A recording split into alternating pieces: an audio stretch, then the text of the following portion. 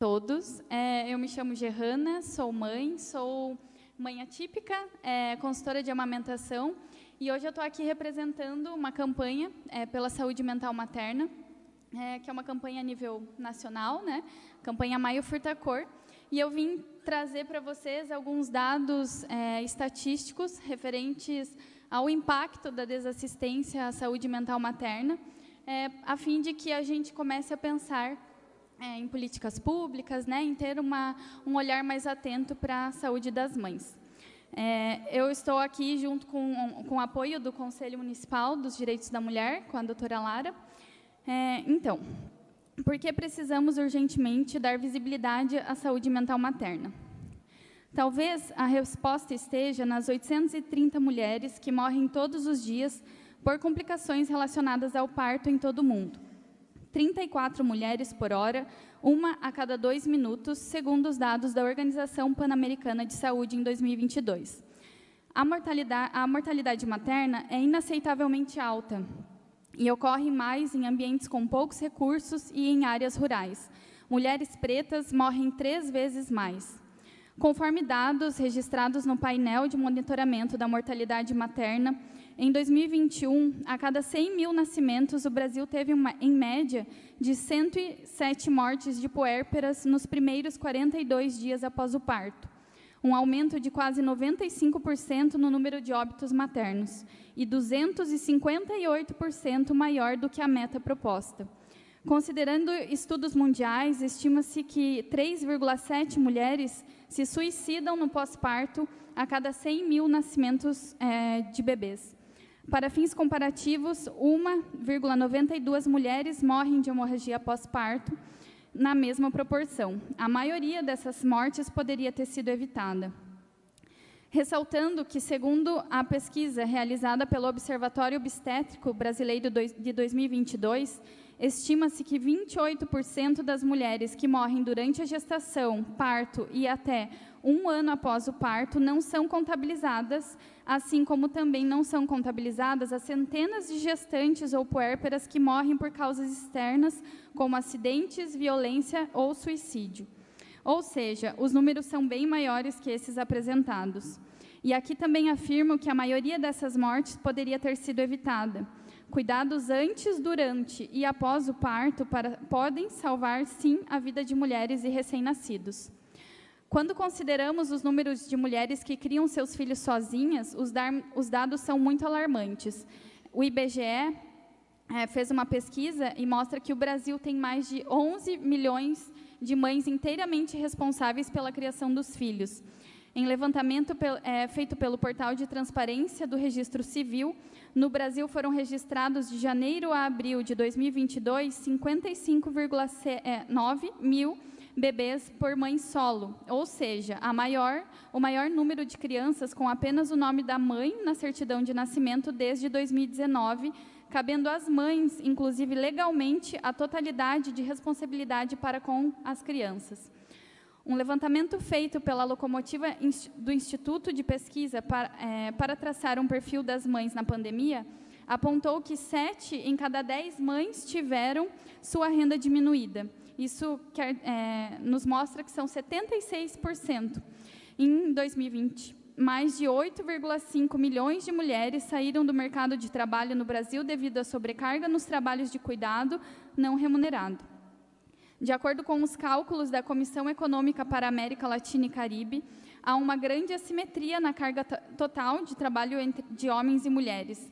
As mulheres trabalham mais horas que os homens, porém são bem menos remuneradas, mesmo quando os cargos são similares. E isso acaba acarretando em exaustão mental, depressão e ansiedade.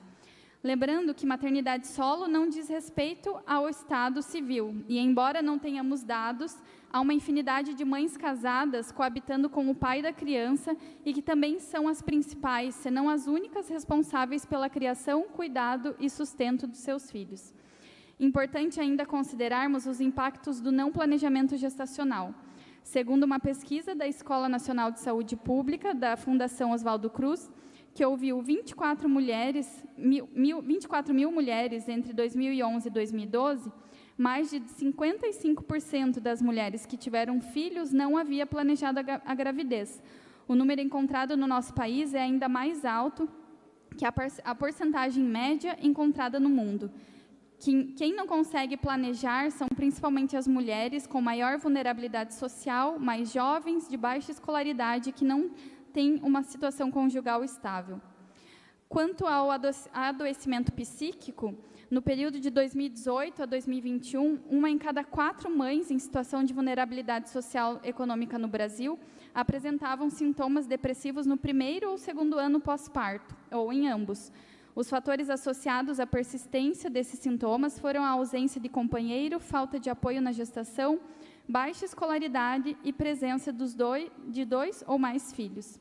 A pesquisa Nascer no Brasil, realizada pela Fiocruz, revelou uma prevalência de 26,3% dos sintomas de depressão entre 6 e 18 meses após o parto. O Brasil apresenta taxas que variam de até 30% de depressão no período pós-parto e cerca de 60% das mulheres já apresenta indícios na gestação. A depressão pós-parto interfere na capacidade materna de cuidar de si mesma e também da criança. Aumenta o risco de psicose, suicídio e infanticídio. Afeta diretamente a criança, a família, a economia e toda a sociedade. Destacamos ainda que o período perinatal pode agravar condições prévias de saúde mental, como ansiedade, transtorno bipolar, entre outros, sendo uma importante janela para a discussão sobre a prevenção e promoção à saúde mental. E, finalizando, um dos dados mais subdiagnosticados e que representa imensurável dano à saúde mental da mãe e, consequentemente, de toda a família e sociedade. É a violência obstétrica, que atinge cerca de 45% das mulheres da rede pública. Lembrando que esses maus-tratos são pouco registrados e eles aumentam significativamente o risco de depressão pós-parto, suicídio materno e as mulheres pretas são as mais afetadas. O fato é que estamos perdendo nossas mulheres, mães, não só por morte real, mas também pela morte enquanto vida. Muitas desistindo de viver, apenas sobrevivendo sem dignidade e sem prazer, de forma invisível. Essa luta não é só pelas mães, mas também pelas crianças que sofrem e são impactadas diretamente por tais condições.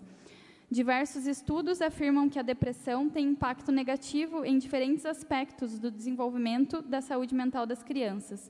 E, além disso, as mulheres adoecem o dobro de depressão quando comparadas aos homens, e a biologia sozinha não explica esse fenômeno. Precisamos, sim, dar visibilidade a essa temática. Muito desse sofrimento poderia ter sido evitado. É nítido que pouca atenção tem sido dada a todos esses fatores apontados, que vem contribuindo ao sofrimento mental das mulheres imersas num elevado nível de exigência, sentimentos de autorreprovação, insuficiência e culpa. Estamos falando o tempo todo sobre o futuro após a pandemia, mas não estamos cuidando minimamente das mulheres que estão tornando possível a construção desse futuro. Saúde mental materna importa, se importem com a mãe e assumam essa causa.